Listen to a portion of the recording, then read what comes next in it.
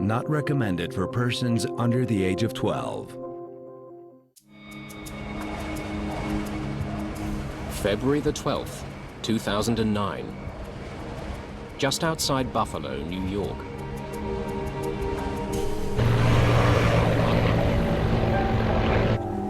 Gear down. Folks alive. Gears down. Jesus Christ! The airplane entered an aerodynamic stall. It did not recover.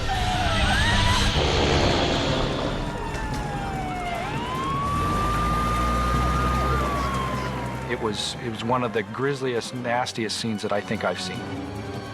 The crash of Continental Connection Flight 3407 would be one of the NTSB's most important in decades, and would see a grieving father fight for changes to the laws governing small airlines. I'm focused and determined to change what exists and not have another dad sitting here.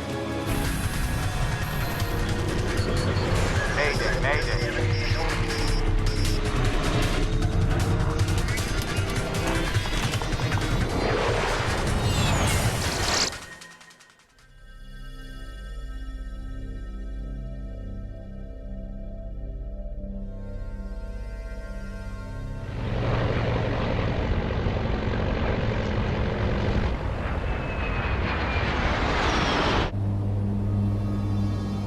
Continental Connection Flight 3407, operated by Colgan Air, is en route from Newark, New Jersey to Buffalo, New York.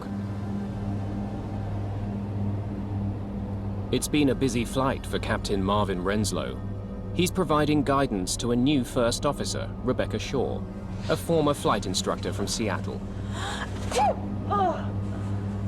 Bless you. Shaw's only been with the airline for just over a year. She must decide if she now wants to become a captain. I don't know what I want to do with the upgrade. It depends where I'm based. Well, think of it this way. If you stayed on the queue, obviously you're not making the captain rate. Right. But you may have a better quality of life with regards to buying a house, having a schedule. Shaw trained to be a first officer on the plane they're flying now. A Canadian-made Bombardier Q400.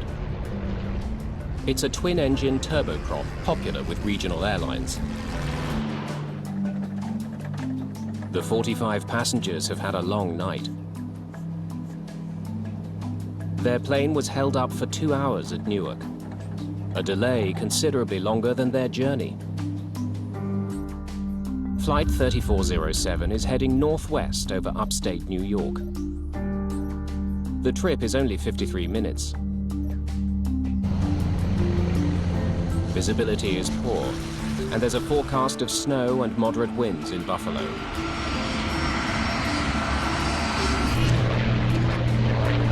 Just some water, please.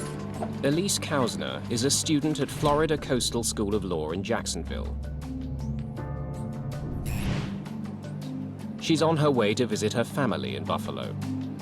She had 5 nieces and nephews at the time, and they had a love luncheon at the kids' school. A couple of the nephews, and they both wanted Aunt Ellie to be their guest. Any excuse to come home, she came home. She talked to all of us from Newark. Hey. And she called us from the lounge. Yeah, it's been over 2 hours. She was PO'd because of the delay. Folks from the flight deck, your first officer speaking. It looks like at this time we're about 10, maybe 15 minutes outside of Buffalo. Weather in Buffalo is pretty foggy. Snowing a little bit there. I'd like to make sure everyone remains in their seats so the flight attendants can prepare the cabin for arrival. Thank you. Colgan 3407, descend and maintain 2,300. Okay, down to 2,300. Colgan 3407. Let's do a descent checklist, please. We can do the approach checklist along with it. Sure. Bug set. Set.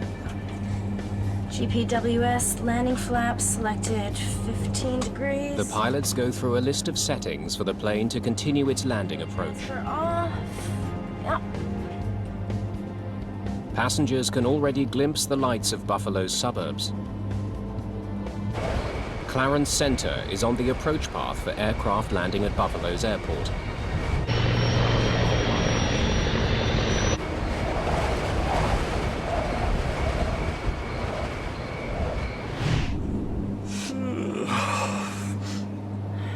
Gear down. Locus alive. Gears down. All right, flaps 15. Extending the flaps provides more lift, allowing the plane to slow to its final approach speed.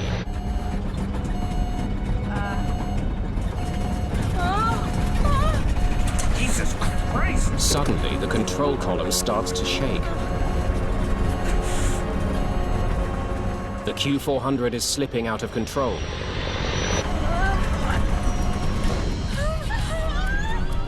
Captain Renslow struggles to keep his plane flying. But it seems to have a mind of its own.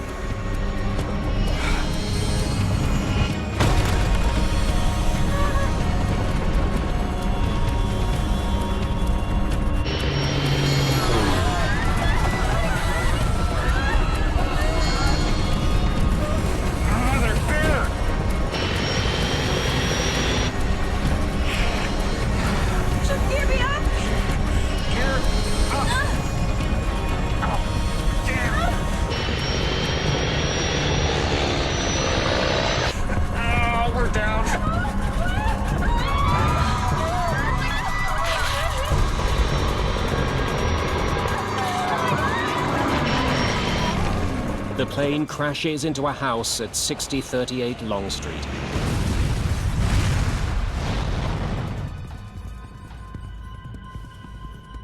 At air traffic control in Buffalo, Flight 3407 disappears from radar. Check Colgan there, see if he's on you. What's his call sign? Colgan 3407. Nope, I don't have him.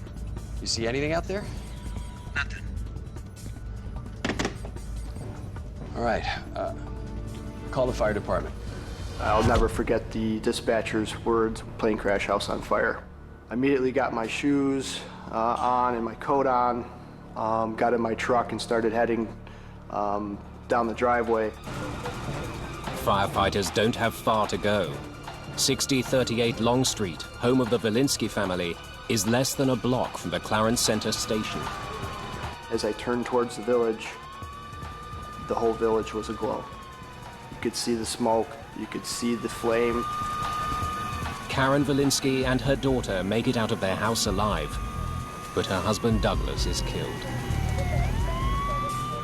My initial reaction was there was no way that somebody made it out.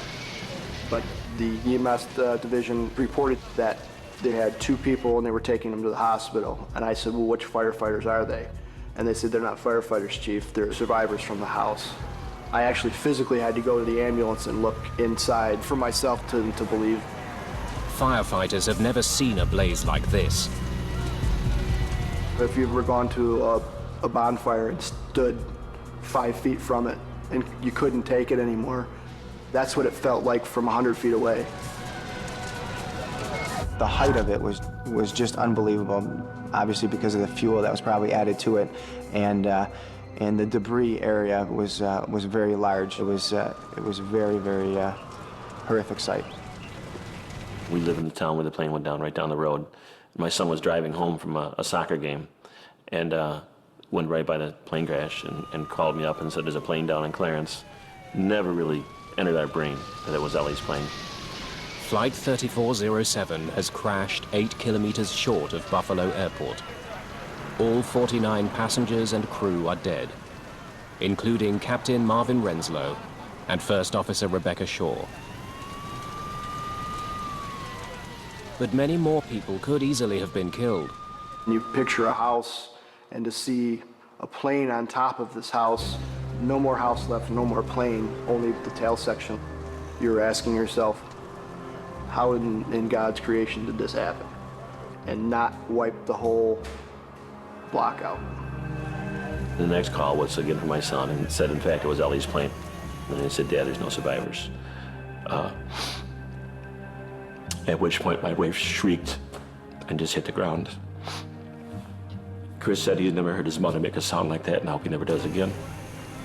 So that's when we knew that she was gone, and that was probably within 45 minutes of the accident.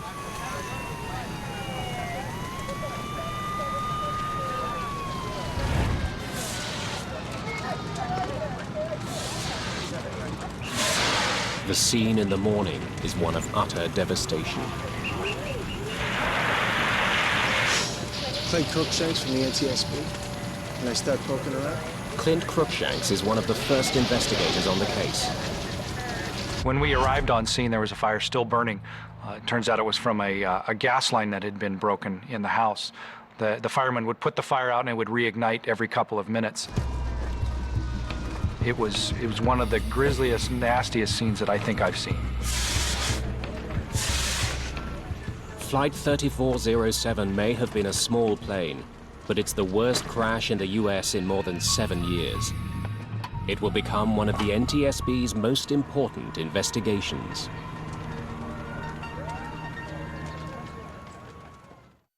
The Pentagon have confirmed the existence of the UFO Advanced Aerospace Threat Identification Program. They're studying these objects, and we didn't even know about this?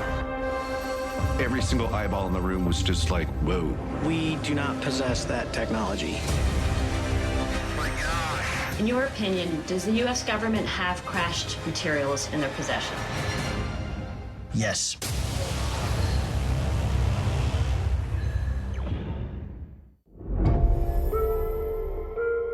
Sajos. Nova Oleo Intense, boja za kosu bez amonijaka, Plexinoil tehnologija, štiti i oblaže vlas. 3 puta jača kosa. Za obojnu kosu koja izgleda tako zdravo. Novi Sajos Oleo Intense.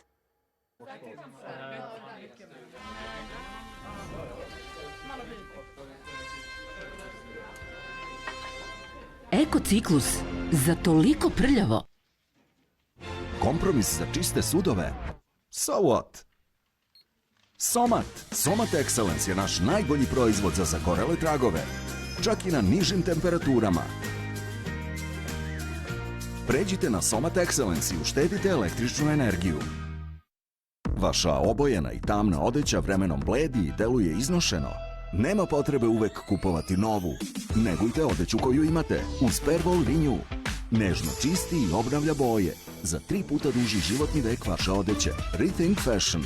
Novo? Ne. Oprano je Pervolom. U životu ponekad čuješ. Ali nemoj da zaboraviš, igra se uvek nastavlja. A uz igru nastavi da grickaš tvoj omiljeni smoki. Gricni smoki, nema greške. Film ukaze, najjača podrška u borbi protiv celulita. Ipak je to Hemofarm. Svaki dan, novi dan, svaki dan, dobar dan, nikad nije dosadan, svaki dan je poseban. Svaki dan nasmejan, zabavan i ukusan, nemoj da si sumoran, čak i kad si umoran. Svaki sendvič namazan, svaki obraz umazan, ukus mu je izvrstan, svaki dan kvalitetan. Carnex, svaki dan namazan, pašteta broj 1 u Srbiji. Kada si mali, veruješ da sve možeš.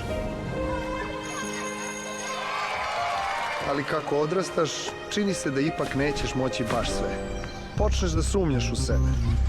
Upravo tada je podrška najvažnija.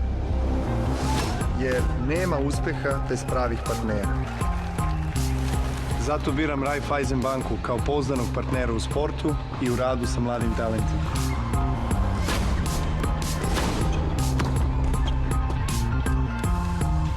Uz pravu podršku sve može.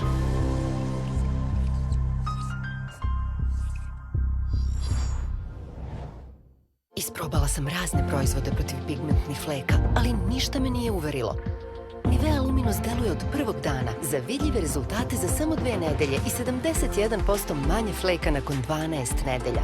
Broj 1 protiv pigmentnih fleka.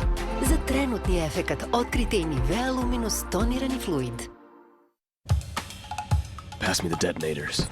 Head and Shoulders? I didn't know you had dandruff. I don't. Uz novi Head and Shoulders više nemate perut. Sprečavate je. Kravica za 1 dinar za Imlekov 70. rođendan. Imlek. It takes a lot of work to protect the paradise. Trouble in paradise. The Coast Guard is ready wherever there's danger. It's making high speed. It was almost like a game of cat and mouse. He's drifting away from the ramp now. Welcome to the darker side of paradise. The meaning behind what we do makes it worth it. Dutch Caribbean Coast Guard on National Geographic.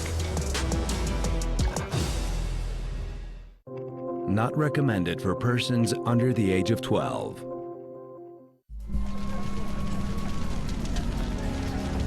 The fire at the crash site of Flight 3407 continues to burn, preventing investigators from examining the wreckage.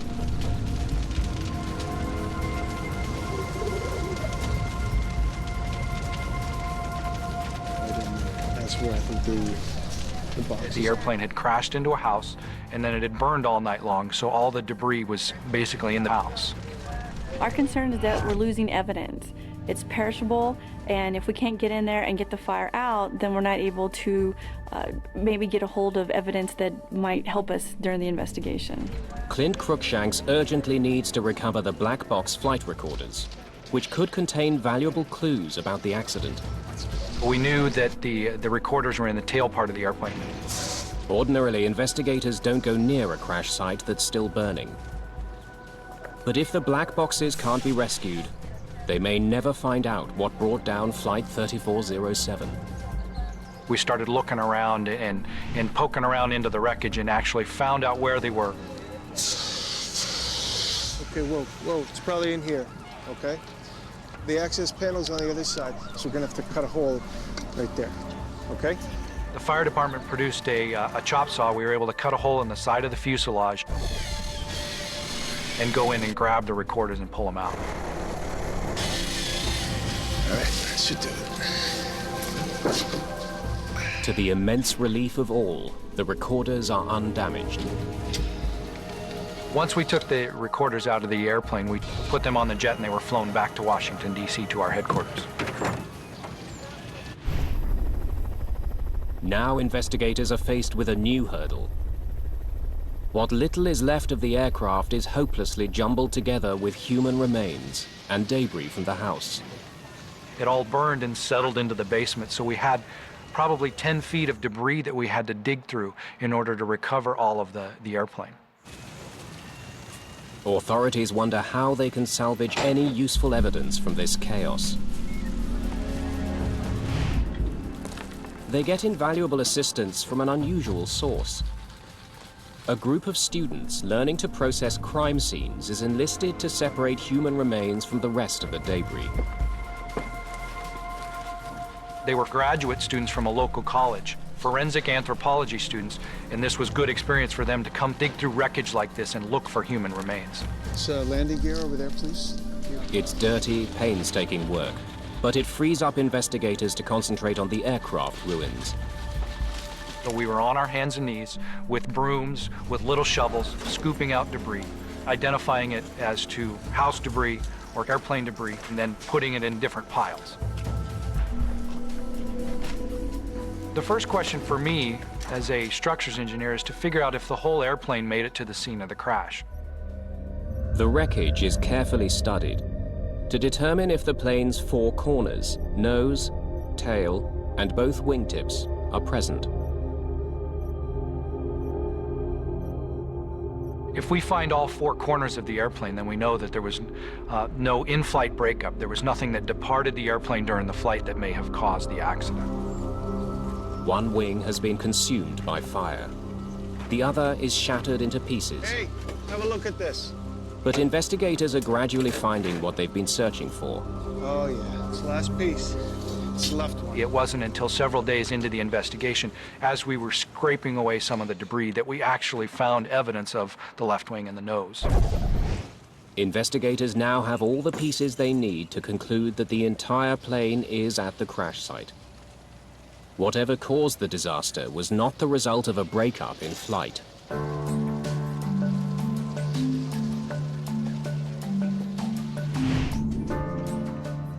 The tragedy of Flight 3407 is under intense scrutiny at the NTSB offices in Washington. Officials there try to determine if some kind of malfunction caused the crash. On this particular accident, we knew it was a landing accident, so we wanted to check the aircraft's performance, and then also we checked for flight control continuity. Much of this responsibility falls to Scott Warren.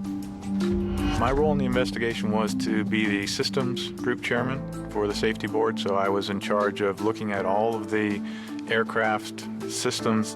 Warren analyzes the aircraft's cockpit voice recorder, or CVR, to determine if there were any indications of a problem in the cockpit. Prepare the cabin for arrival. Thank you. Is that ice on the windshield? He discovers that 6 minutes before the crash, the crew of Flight 3407 had noticed a buildup of ice on the aircraft. Got it on my side. You don't have yours? Oh, yeah. Oh, it's lots of ice. Ice can be a deadly threat to any airplane. If an aircraft has ice on it, it will have more drag on it, so it'll require more power to maintain a given airspeed. Oh yeah, it's the most I've seen on the leading edges in a long time. Until a year ago, Rebecca Shaw had no experience with ice on an aircraft. I'd never seen icing conditions. Never de-iced. Never experienced any of that. When ice accretes on a wing, it adds weight to the airplane, but most importantly, it changes the shape of the wing. And of course, it's the shape, the curved shape of the wing that actually creates the lift. So by changing the lift characteristics of the airplane, it makes it less able to fly. You know, I'd have freaked out. Like, I'd have seen this much ice and thought, oh my gosh, we were gonna crash. Observing that there was ice on the airplane was an important thing to do. But then it would be important to turn around and verify that your anti-ice and de-ice equipment was on, and there was no indication on the voice recorder that they actually rechecked.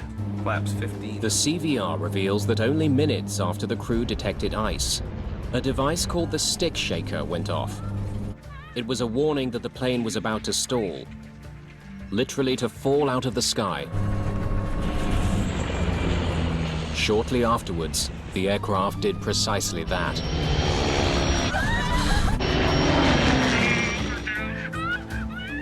We know there were icing conditions. The only question was, were they bad enough to induce this airplane to have a failure?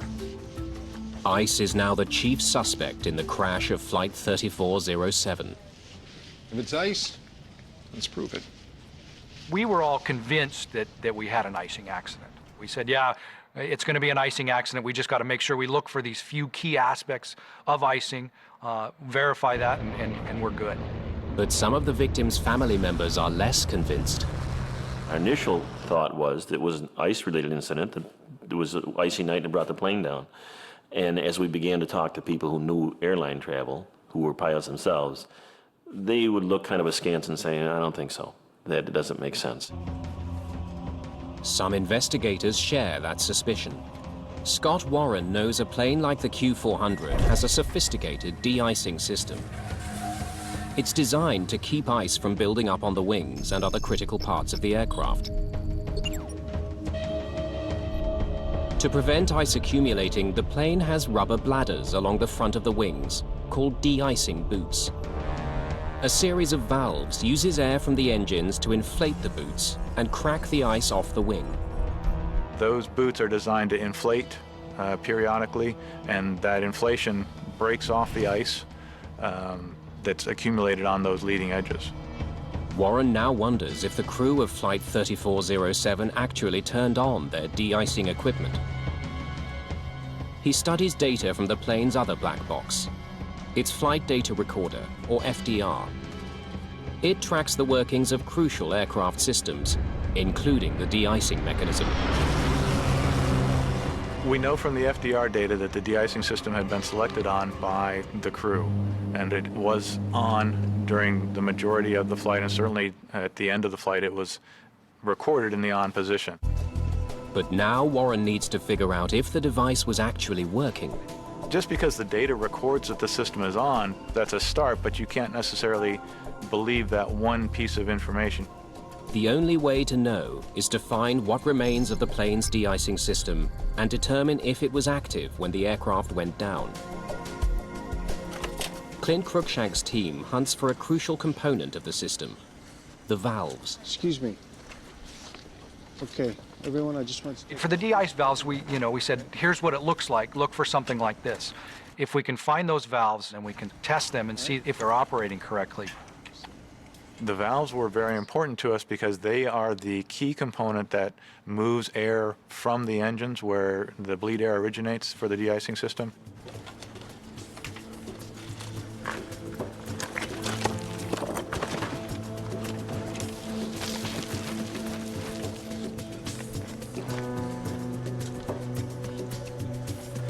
Okay, good.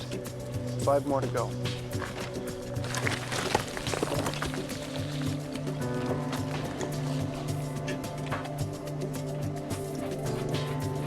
Five of the plane's 6 de-icing valves are eventually recovered. Some were badly burned, some were in fairly good shape. And we took those valves and we conducted as much testing on those valves as we thought was appropriate for the level of damage. We looked at the level of electrical conductivity, and we looked at the pressure testing. We looked at a wide variety of things depending on the condition of the valve itself. And as far as we could tell, all those valves were working properly. Is that ice on the windshield? Got it on my side. Now investigators have to consider the possibility Oh, yeah. Oh, it's lots of ice. that there was so much ice on the wings that the de-icing system couldn't get rid of it fast enough. Oh, yeah. That's the most I've seen on the leading edges in a long time.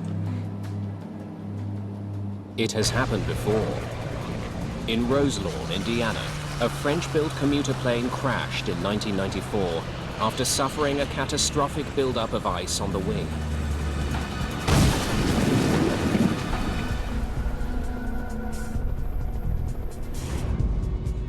By analyzing how much power was needed for the plane to maintain its airspeed, investigators reach a surprising conclusion. Basically, the aircraft was flying as if it had a relatively small amount of ice on it, but a very manageable amount of ice. Looks normal. It was not overloaded, it was not excessive. If ice didn't bring down the plane, something else must have caused it to stall. Warren studies the Q400's operating manual to learn the plane's stall speed, the velocity at which it can no longer generate enough lift to stay in the air. He discovers that in the conditions Flight 3407 was flying through, it's roughly 111 knots. He now compares the plane's stall speed with its actual airspeed just before the stall warning went off. 131 knots, well above the danger zone. Flaps 15. When the stick shaker went off, Jesus Christ! they were not necessarily at the edge of a stall. They were still 20 knots or so away from the stall. This new revelation deepens the mystery of Flight 3407. If it wasn't stalling, why did it fall out of the sky? The Pentagon have confirmed the existence of the UFO Advanced Aerospace Threat Identification Program. They're studying these objects, and we didn't even know about this? Every single eyeball in the room was just like, whoa. We do not possess that technology. In your opinion, does the U.S. government have crashed materials in their possession? Yes.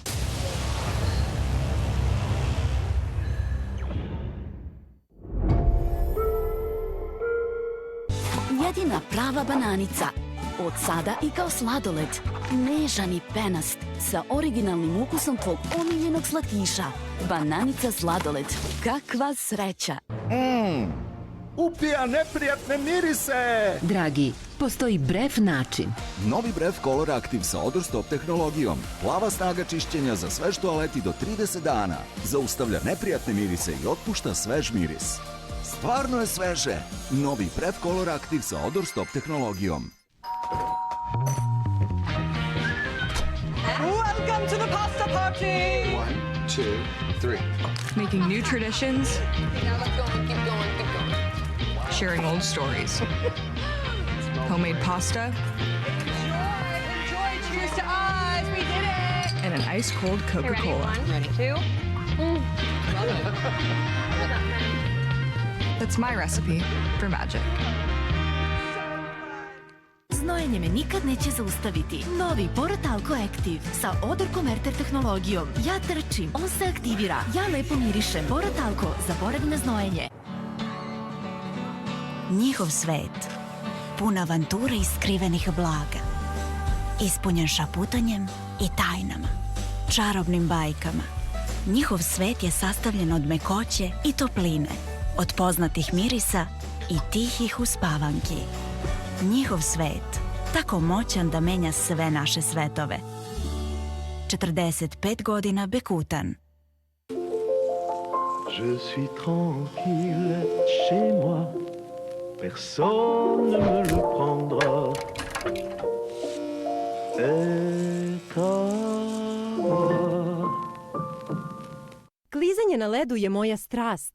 Čak i kad imam menstruaciju, osjećam slobodu da se krećem kako želim. Always Platinum sa novim Comfort Lock krilcima koja bolje prijanjaju na veš. Kreiran za zaštitu bez curenja, bez neprijetnih mirisa i bez nabora. Slobodna sam. Niko i ništa ne ograničava moje pokrete. Always, uspostavi nova pravila. Ne dozvoli sumnjama da ostave tragove na tvom licu. Ukloni ih urednim i preciznim brijanjem. 5 oštrih sečiva Gillette Fusion sistema postavljeno je na opruge kako bi precizno pratila konturu vašeg lica. Svakoga dana imaj samopouzdanja da ispuniš sva očekivanja i pokaži da znaš ko zaista jesi.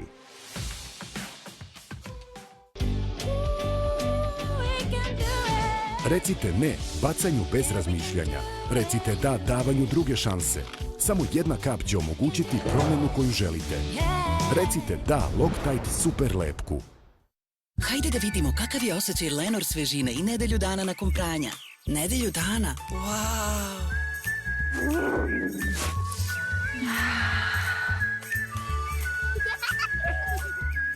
A i dalje tako sjajno miriše.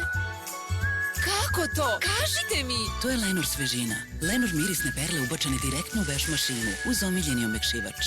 Više Lenor mirisa koji volite. Dugotrajna svežina za vašu lenormnu prijatnost. Da li ste znali? Upotrebom hladnije vode prilikom pranja sudova možete uštediti energiju. Zato Fairy Max Power pruža blistave rezultate u uklanjanju masnoće u hladnijoj vodi. Koristite hladniju vodu, uštedite energiju s Fairy Max Power. Rosa Tim za popust fin. Gazirana rosa litar i po 42 u Univer Eksportu. Već 20 godina pronalazimo jedni druge, proširujemo porodice, probamo šta možemo zdravije i bolje. Prošle su 2 decenije. Prošlost nam pokazuje budućnost. Proslavljamo 20 godina i produžavamo zajedno. Provereni probiotici. Ipak je to Hemofarm. There are many things in the universe that we do not understand, but it asks us to investigate, to learn more. We've established one thing: they exist. Je wil die boel echt stappen. Je weet nooit wat je gaat krijgen. I've never encountered anything like this before. What evidence can they find that'll help them answer the question, why did this happen? Not recommended for persons under the age of 12. Investigators turned their attention to the critical seconds before Flight 3407 went out of control. They looked for clues that could explain why the stall warning went off when the aircraft was flying well within its safety margins. They discovered that this plane has a unique feature known as a reference speed switch. It governs the sensitivity of the plane's stall warning. Very few airplanes in my experience have such a switch. This airplane is the only one I know of that has an actual switch on the overhead panel. It was designed by the manufacturer to be an extra safety feature. Some kind of variable ref speed? Pilots are supposed to turn on the reference speed switch when they're going to be flying through icing conditions. And we'll probably be picking up some ice. When in the increase position, it reminds pilots to fly faster to counteract any drag effect ice will have on the aircraft. When you are in icing conditions and ice does accrue on the wing, it can cause the stall speed to go up. And so this ref speed switch correspondingly causes the warning to come on sooner or higher speed. What that switch does is it basically changes the trigger settings for the stick shaker. So we had to ask the manufacturer, how does this switch work? And what we found was it was part of the system's description that the crews got when they went through training, but they didn't get a lot of training on how to handle that switch. It seemed like it was too simple to worry about. Investigators need to know if the crew of Flight 3407 had turned on the reference speed switch, triggering the stick shaker at a faster than normal speed. The flight data recorder doesn't show whether the switch was on. Investigators must find another way of determining its position at the time of the accident.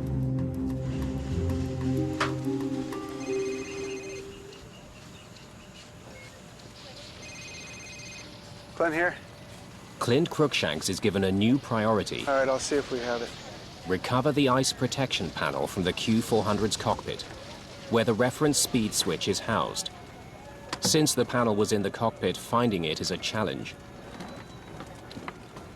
Most of the front end of the airplane was consumed by fire, and so we didn't find anything except for little balls of molten aluminum, little wire bundles, and a lot of ash. But after an extensive search, Cruikshanks discovers that the ice protection panel is one of the few pieces of the cockpit that survived. Bingo. However, the knobs and switches are barely recognizable. Cruikshanks examines the charred panel to check the position of the reference speed switch.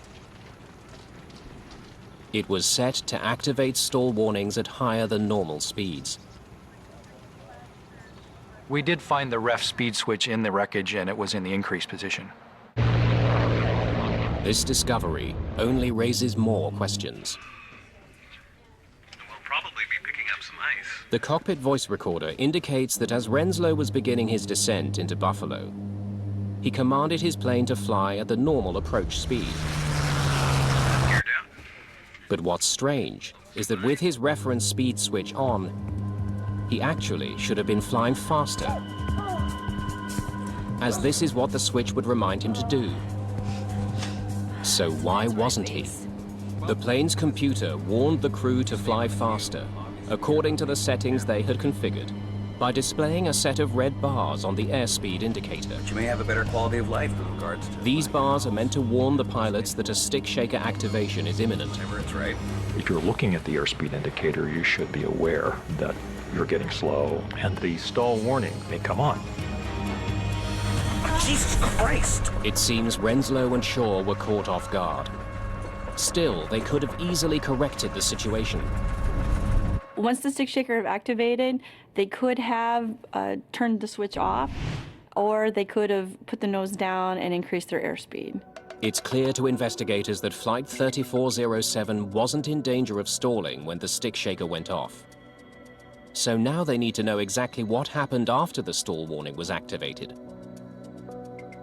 An animated simulation of the crash is constructed, based on information from the flight recorders. Watch what happens just after the stick shaker goes off.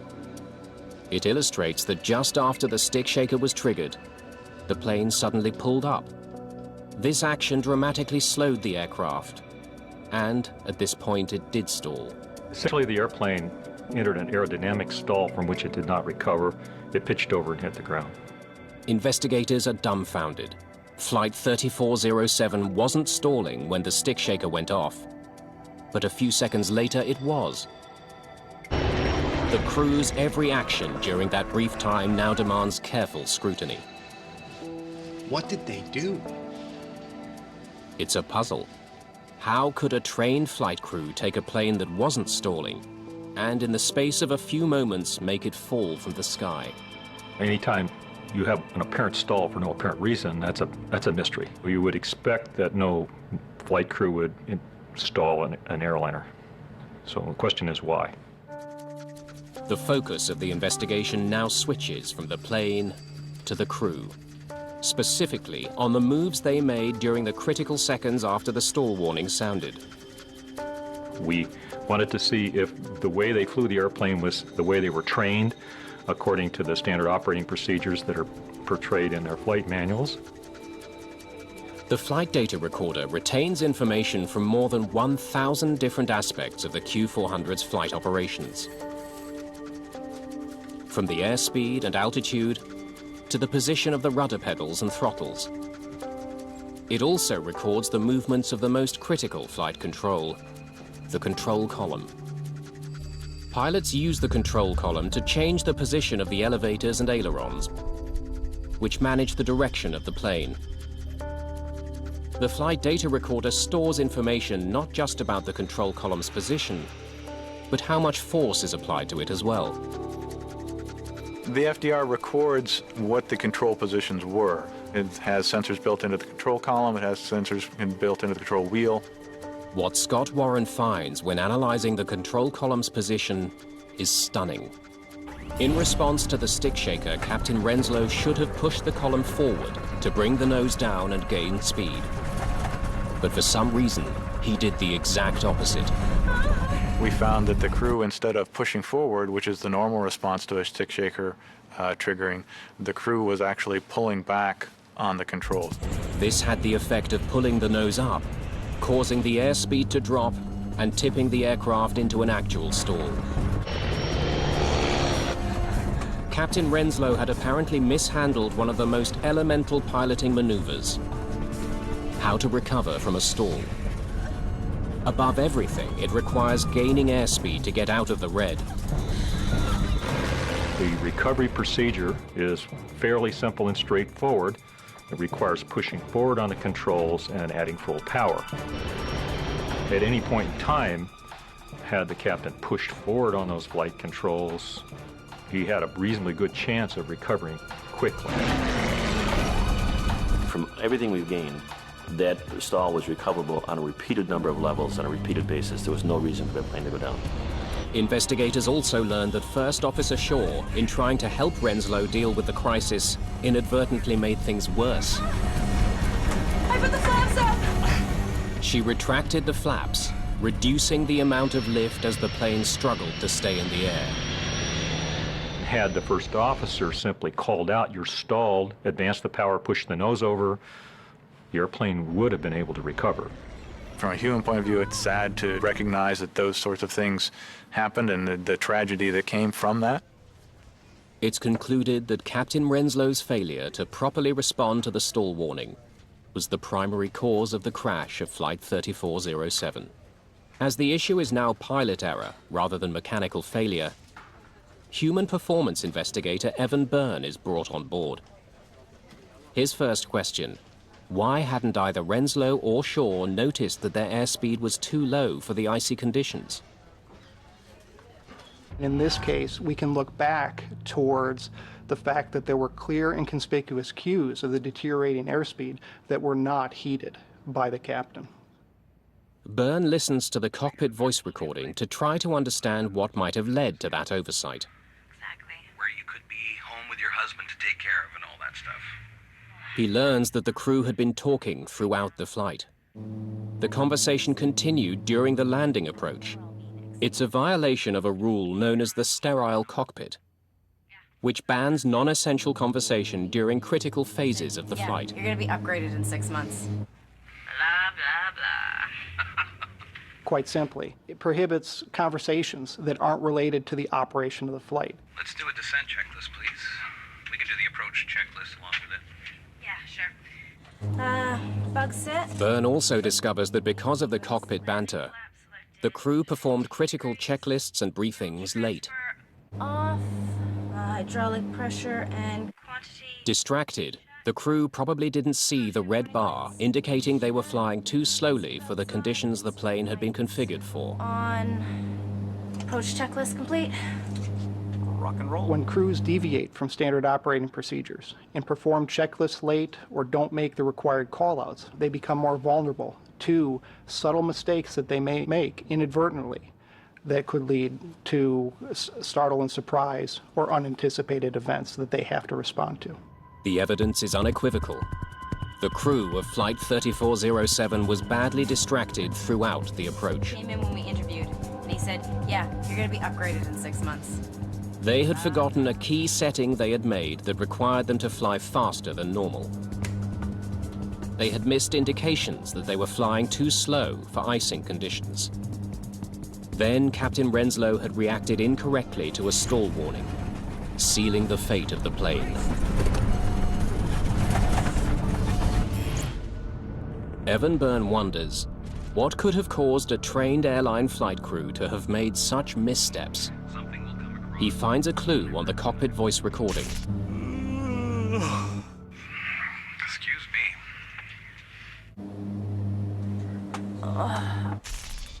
The crew was showing signs of fatigue. Could Renslow and Shaw have been too tired to function effectively on the flight deck? It's a tough question. Answering it will require tracking their movements during the 72 hours leading up to the crash. It's basic gumshoe detective work in the investigation where we're trying to collect as many facts as we can. Byrne interviews the families of the pilots. Could I speak to Mrs. Renslow, please? He studies the pilots' mobile phone bills and records of text messages. He searches the airline's computer system to determine if and when the crew used it to check their schedules. He needs to track their every move. And what time did Rebecca leave the house? We're talking to colleagues or other pilots, check airmen, instructors, and we ask all those people about the pilots, about their recent activities. He learns that neither pilot actually lived anywhere near Newark, but could not afford to stay in hotels on their salaries. Captain Renslow was earning $60,000 annually at Colgan Air. First Officer Shaw was being paid less than $16,000 a year, substantially less than an average bus driver. As a result, both pilots had made long cross-country commutes to Newark. Captain Renslow from his home in Florida, and Rebecca Shaw from Seattle, Washington. In fact, Shaw had commuted all night from Seattle on a cargo flight that connected through Memphis.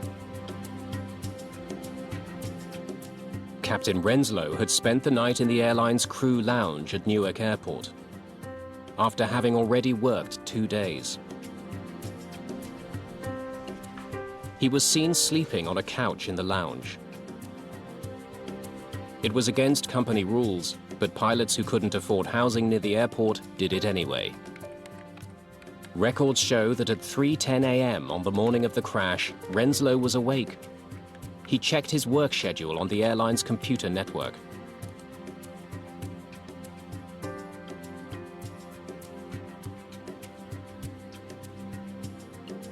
Next stop, Buffalo. At 7:29 a.m., Rebecca Shaw sent a text message to her husband, telling him she'd arrived safely in Newark. Hi, honey, it's me. Phone records indicate that later in the morning, Captain Renslow was on the phone several times. Rebecca Shaw was noticed having a nap, catching up on the rest she'd lost flying in the night before. It's not a lot of sleep. We ultimately concluded that it was likely that both crew members were experiencing some effects of fatigue at the time of the accident. Her job is to watch the airspeed. Her job was to watch the instrument panel, and my view is she was fatigued to the point where it's like right here in your soul doll. I think that's where she was, and he just was not capable. He was just, he shouldn't have been flying an airplane. The revelation leads John Kausner to become a fierce advocate for changes to the industry. He raises awareness among both lawmakers and the public about the need to improve regulations governing pilots at regional airlines. This is just saying we support 3407 families, their fight for aviation safety, and these representatives and congressmen and senators have done that for us, and we're very appreciative. He takes his fight all the way to Washington, D.C. We needed to do something, and so we began to advocate in Washington weekly, every other week. I mean, we've made innumerable trips down there. And immediately the families just gelled. We all attended the hearings and began to say, this is what we can do. The crash of Flight 3407 focused the world's attention on a growing safety problem. The relatives of those who were killed will help eliminate that threat. Can you smell that, Tim? Yep, looks like we're about to make another car smell like a brand new one. We're back on the road again, making even more classics smell fresh. Here we go! Fresh cars, fresh banter. It's endoscope time. Fresh celebs like Nigel Mansell and Tyson Fury. Is that all that's fresh? Not quite. Blown away. It's the freshest season yet. Shall we stop hanging around? Brand new car SOS on National Geographic. Sajos. Nova Oleo Intense, boja za kosu bez amonijaka, Plexinoil tehnologija, štiti i oblaže vlas. 3 puta jača kosa. Za obojnu kosu koja izgleda tako zdravo. Novi Sajos Oleo Intense. Novo od brenda Palette, intenzivna boja za kosu. Snažnija, negujuća formula. I tako intenzivna boja. Za uspešno pokrivanje sedih. Palette, broj 1 u Evropi.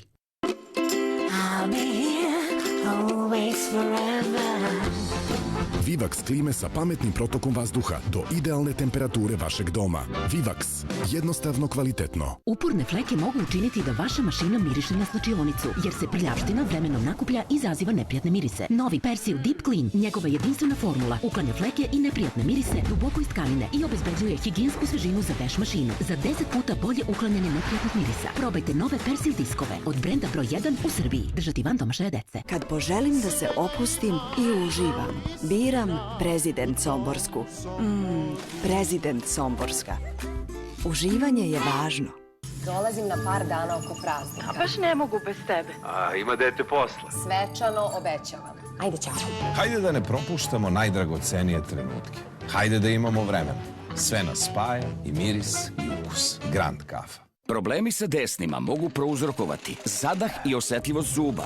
Novi Parodontax Gum Plus sa Pro Neutra tehnologijom naučno dokazano bori se protiv problema sa desnima i njihovim posljedicama. Novi Parodontax Gum Plus Breath and Sensitivity. Tvrdokorne fleke morate prati na visokoj temperaturi, zar ne? Probajte Ariel Pods u novoj kartonskoj kutiji sa dodatnom komorom.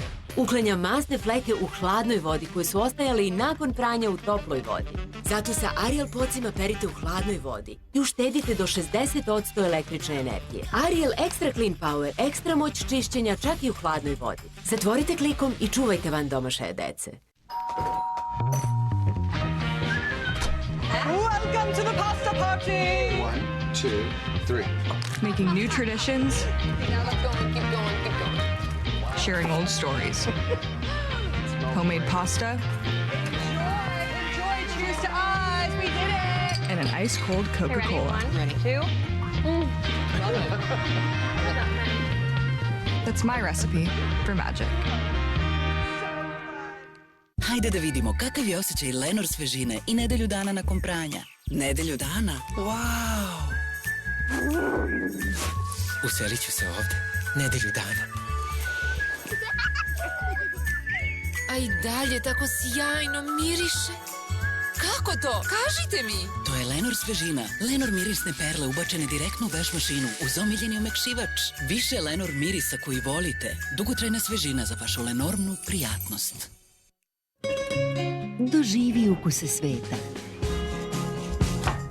Unesi ukuse inspirisane Grčkom u svoju kuhinju i prepusti se njihovom ritmu. Od četvrtka 8. juna. Grčki tip jogurta 319,99, maslinovo ulje 799,99, alva sa kakaom 239,99. Doživi ukuse grčke nedelje. Lidl, jednostavno bolje, povoljnije. Roštilj kobasica Bačka 500 grama 299, baš dimljena pečenica 100 grama 99, krastavac 99 u Univer Eksportu. Sve počinje od dobre ideje. Probajte C ideju za svinjski file u sosu od pečuraka. Isecite meso na medaljone i propržite. Dodajte usitnjene pečurke u tiganj. Rastvorite sadržaj kesice u vodi. Prelijte preko jela i kuvajte još malo. Uživajte u savršeno sočnom ukusu. Probajte i druge C ideje za ručak. Nestle. Good food, good life.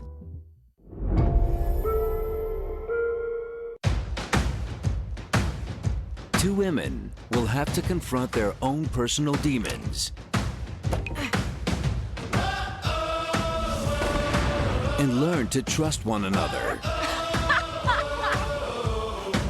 They may not be friends, but they are ready to bring the bad guys to justice. Deadly Tropics, new season, premieres this Thursday at 10 p.m. on Fox Crime.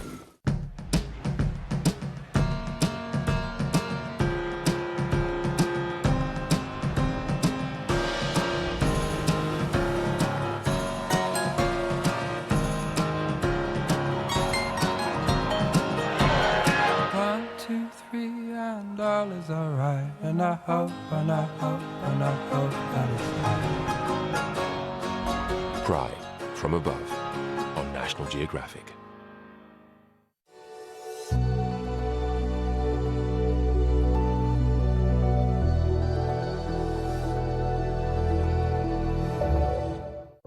Not recommended for persons under the age of 12. The crash of Flight 3407 exposed wide-ranging shortcomings in the regulations that govern regional airlines. These smaller airlines now make up half of all daily passenger flights in the US. Their pilots are generally younger, less experienced, earn less, and work long hours. Their levels of safety are way different from the majors. They have a much lower threshold in training, in ability, so in pay, obviously, so they can't attract a higher qualified pilot. There are pretty low wages, pretty difficult working conditions, and we don't seem to attract the same level of applicant that we used to. Some regional airlines get into a bind, and they have to hire the first people that meet the minimums. In the US, of the 7 fatal accidents involving passenger jets over the past 10 years, 5 have involved regional airlines. Those include the crash of Delta Connection Flight 5191 in August 2006, which killed 49 people when the crew took off from the wrong runway.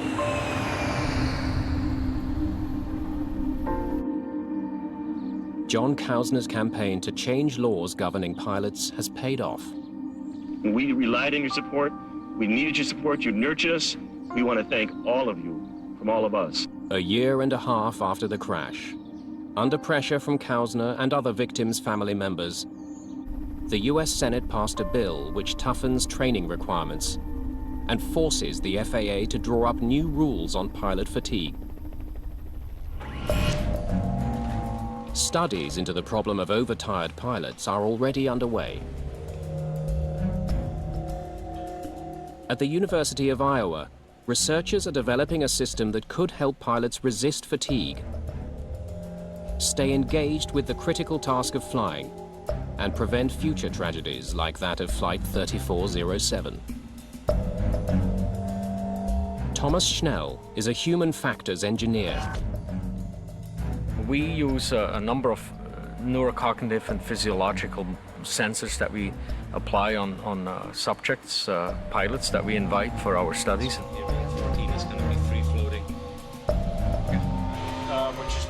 He's studying how pilots stay alert on the flight deck as a test subject conducts a cross-country journey in a simulator.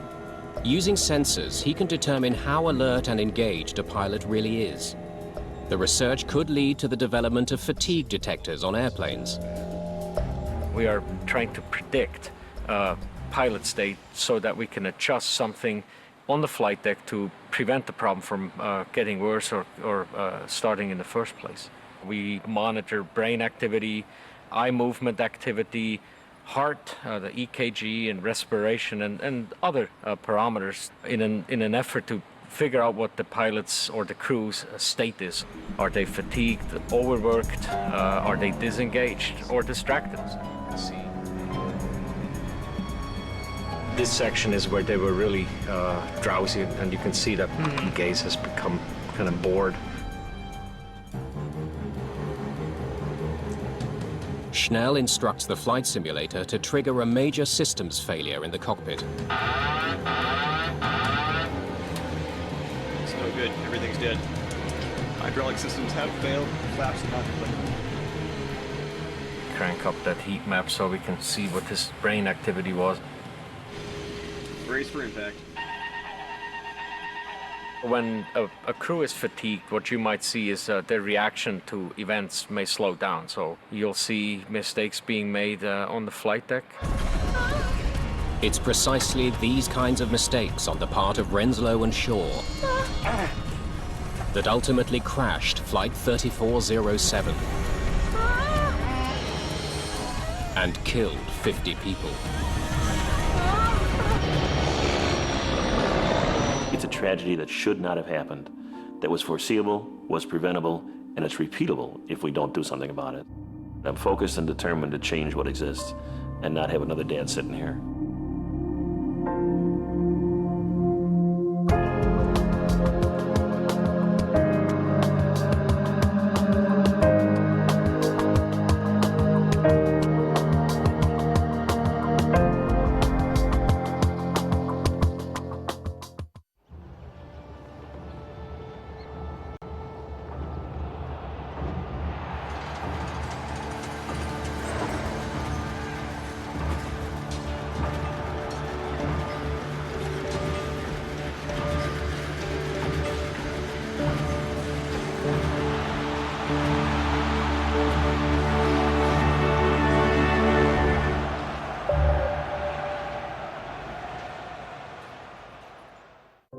Not recommended for persons under the age of 12.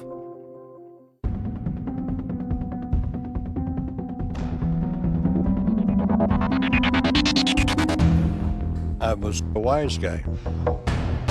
I was making a lot of money burglarizing. In Las Vegas, you could do whatever you want with money. But if the FBI starts working on you 24 hours a day, it's a serious problem. He was involved in cases of burglaries and armed robberies, arsons, murder. You gotta make this thing happen. I thought, we just can't let this large a burglary happen. That's when the adrenaline kicked in. I thought, this is it. This is the big one we wanted. Freeze, FBI!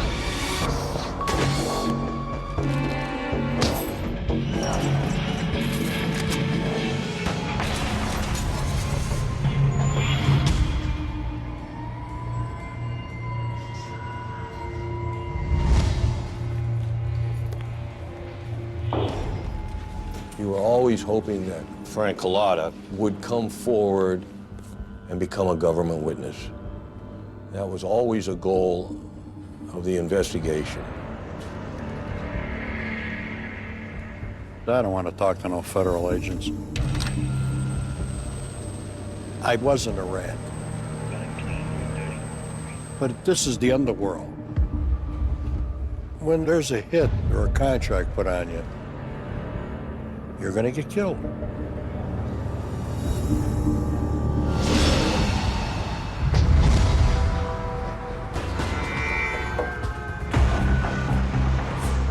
I left Chicago and arrived in Las Vegas, May of '78.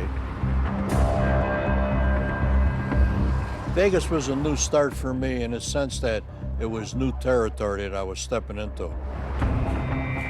It's always been a mobbed up state. It's always been controlled by some type of organized crime. But the Chicago outfit had the biggest interest in Las Vegas.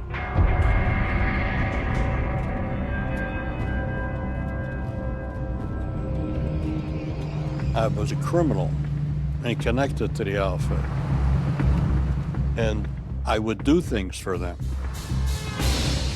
In Chicago, I used to hijack trucks. I did jewelry robberies, burglarize homes, if they needed me to break somebody's head, if they wanted somebody popped, you know. But gangsters, they were killing all these crooks in Chicago. They were just whacking them. We had a war in our hands. So I made my decision that it would be much more safer to live in Las Vegas.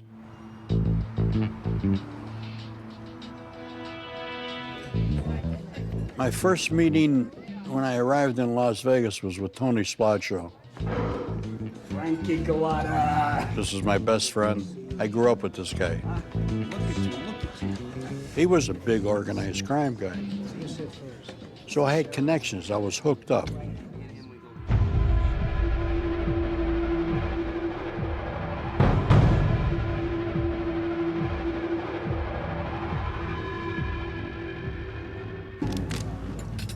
So he seen me and he was all excited. Hey, I'm glad to see you're here. And then he said, there's so much money to be made here in Vegas with the burglaries. He said, the only thing I want out of you, he said, is 10% of the score. And he said, listen, here's what I need you to do. I want you to meet this guy I know. He told me that this guy was a tipster. He was an insurance agent that sells insurance in your house.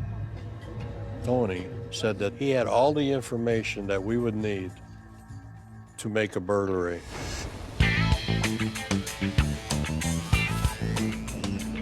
Met him in a bagel joint. And I asked him, I said, let me see what you got. And he said, well, he says, I have this guy who owned the jewelry store. And he moved all the jewelry to his house. It's all insured for over $100,000. 100,000. That's a big score. He'd give us the address. Everything just fell together real nice. I was gonna make money. Lots of it.